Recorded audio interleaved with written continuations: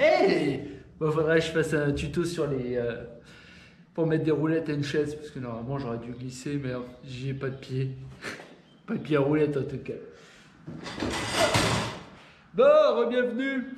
J'ai reçu une lettre d'un certain José qui me dit: cher Germain, tes vidéos sont mignonnes, mais si on n'a pas d'outils, on fait comment?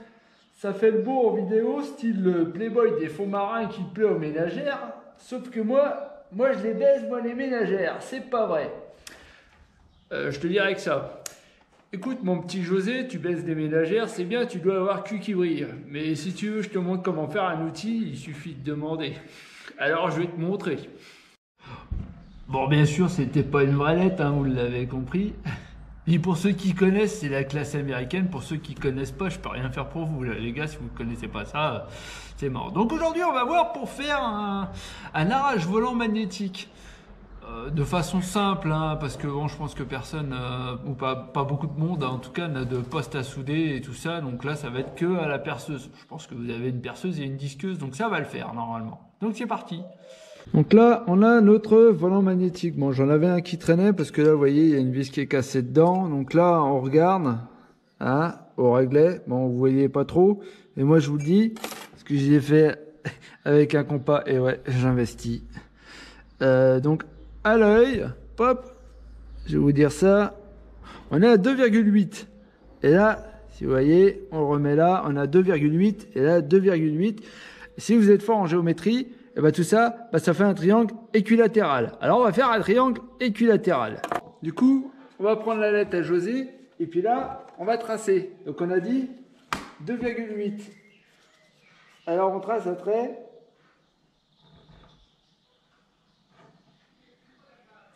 De 2,8. La moitié des 2,8.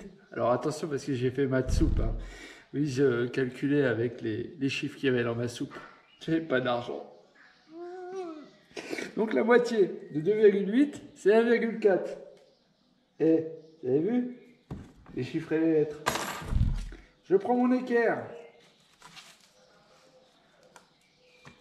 Bon, dans le bon sens, ce sera mieux. Et là, je trace un trait. Bien droit, je prends mon compas. Et ouais, j'investis les gars, je vous l'ai dit. Je prends 2,8. Je fais un hop. Un hop.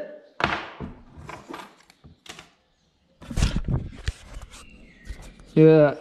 Et vous voyez, et puis là, je vais tracer mes traits. Et comme ça, hop. Donc voilà. Là, j'ai tracé mes traits. Donc là, j'ai refait à la moitié, donc 1,4. Et comme ça me donne mon centre.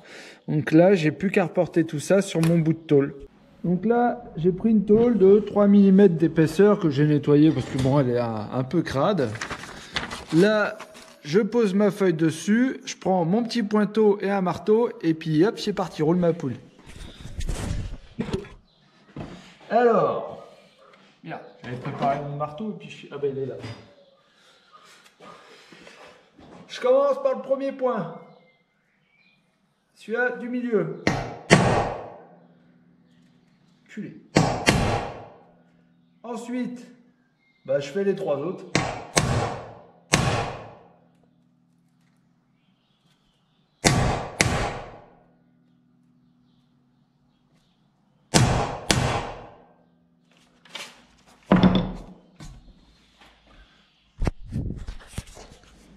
Alors, il y a nos 3 petits points.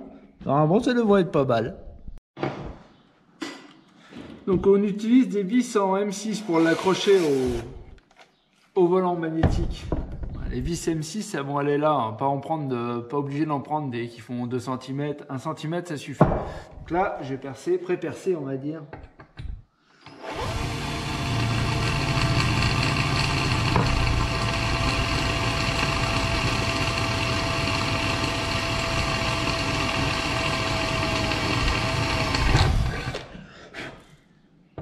Les trous.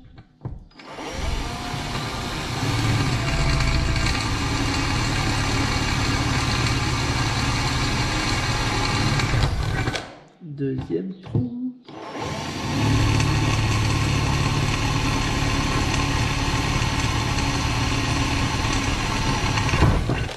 troisième trou.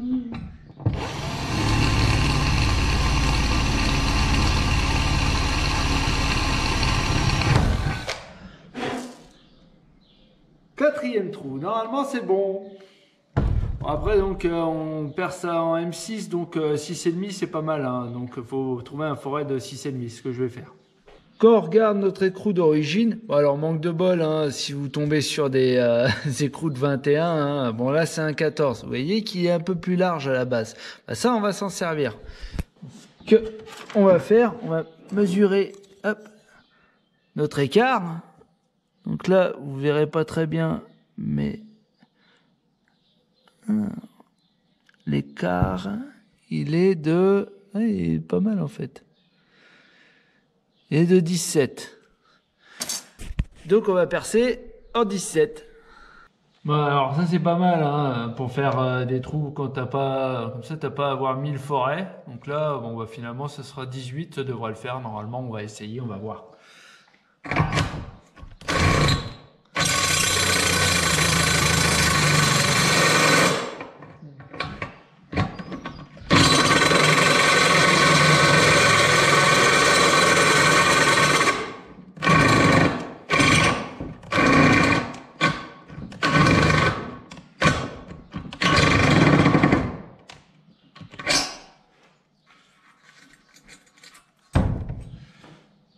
Essayer.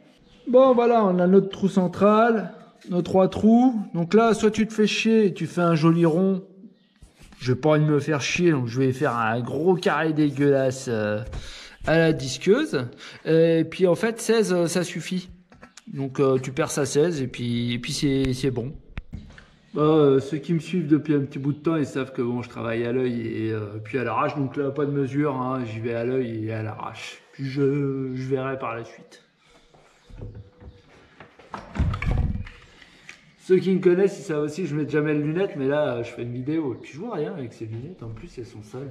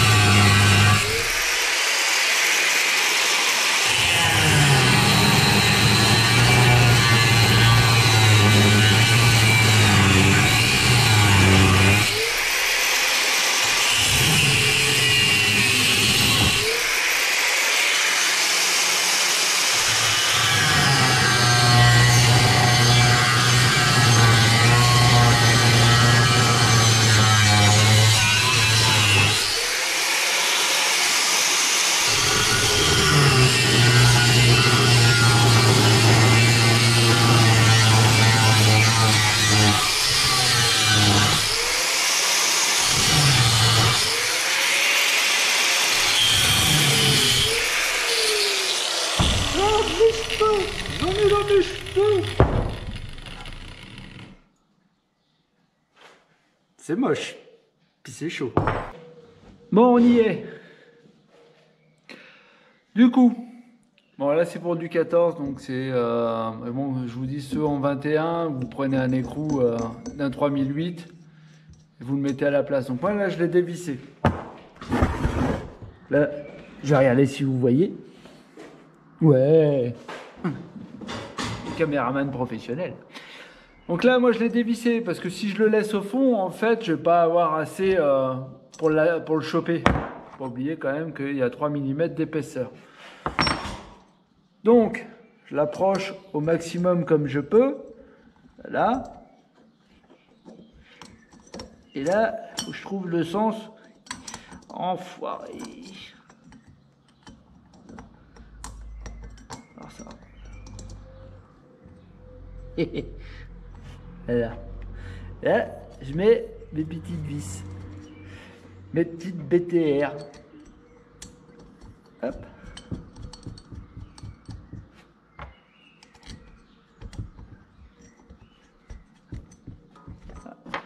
Donc là, on serre bien. C'est quand même important, on serre. Là, hop, on serre aussi.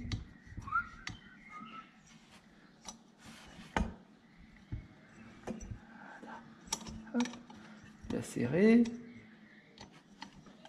serré. On met la clé en mode on dévisse. Et normalement,